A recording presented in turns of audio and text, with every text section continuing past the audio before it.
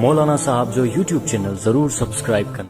जंहिं औरत जी शादी थिए थी उन जी माउ खे बि जेकी नसीहत करणु चाहियां थो त महिरबानी करे तव्हां जॾहिं पंहिंजी न्याणी जो किथे निकाह करायो आहे, निकाह करण खां बाद में पंहिंजी न्याणी खे ज़्यादा फोकस न कयो, उनजी ताईद न कयो।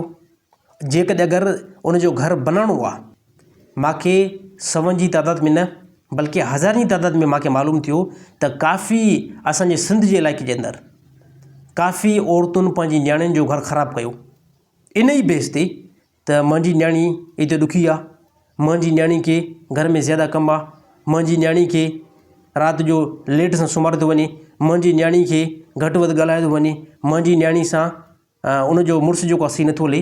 त मां चवां थो इहे सभु रीज़न पेश ईंदा आहिनि घर में। तव्हां खां थो पुछां कया तव्हांजो जंहिं टाइम निकाह थियो छा तव्हांखे मुड़ुसु कॾहिं बि थप्पड़ न लॻाई? छा तव्हांखे कॾहिं बि घर जो कमु मथां न पियो? छा कॾहिं बि घर में तव्हांखे देरि ताईं कमु करणो न पियो? त इहे सभु शयूं पंहिंजी धीउ खे बि नसीहत तौर ते ॿुधाए छॾियो त तुंहिंजो निकाह कयो आहे, पहिरियों निकाह, इहो पहिरियों मुड़ुसु तुंहिंजे लाइ सभु कुझु आहे। पोइ कॾहिं कॾहिं टेंशन बि ईंदो, कॾहिं कॾहिं मुसीबत बि ईंदी, कॾहिं कॾहिं मुड़ुसु नाराज़ बि थींदो ऐं कॾहिं कॾहिं इहे सभु मामला ईंदा। इन मामलनि ते पंहिंजी धीउ खे ॿुधाइणो आहे त तोखे पंहिंजे मुड़ुसु सां गॾु रहणो आहे, मुड़ुसु जी हर हिकु ॻाल्हि में हा करणी आहे। ऐं जॾहिं औरत पंहिंजी धीउ खे ताईद करणु शुरू कई ऐं अहिड़ी तरह सपोर्ट करणु शुरू कई, पोइ न्याणी घर न कयो। असांजे इलाइक़े में हज़ारे औरतूं जंहिंजो घर पंहिंजी माउ जो का ख़राबु कयो, जंहिंजो घर पंहिंजे पीउ ख़राबु कयो। मूंखे काफ़ी नौजवान ॿुधायो त असां नई शादी कईसीं, महीनो बि न थियो, कॾहिं असांजी घरवारी खे असांजी घरवारी खे उनजो मामो आयो, चए मुंहिंजो मामो आहे, मां हिनखे मोकिलियो।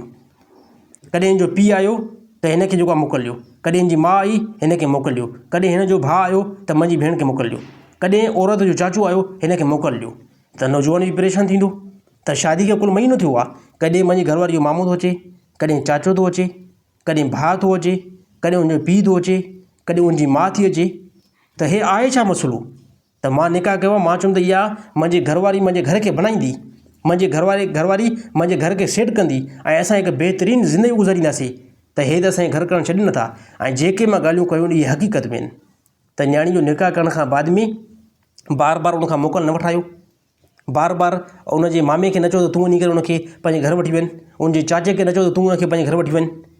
बार बार मोकल वठणु, घरवारी खे न्याणी जो निकाह करण खां बाद में उनजा वालदेन, उनजा चाचा, उनजा मामा, उनजा भाइर जेकॾहिं बार बार औरत खे मोकल वठण जे लाइ वेंदा, इहे सभु इन जा दुश्मन आहिनि ऐं इहे इन जे घर खे तबाह कंदा। इहा हक़ीक़त आहे। 100 जी तादाद में मां ॾिठुमि त औरतुनि खे इन बेस ते तलाक थी वई। त दुश्मन केरु थिया? दुश्मन इहे घर जा वालदेन, घर जा मामा, घर जा चाचा, इहे सभु इन जा दुश्मन थिया। त अल्लाह ताला खां दुआ आहे त अल्लाह ताला तमामु मुस्लमान खे सम्झ नसीब अता फ़रमाए।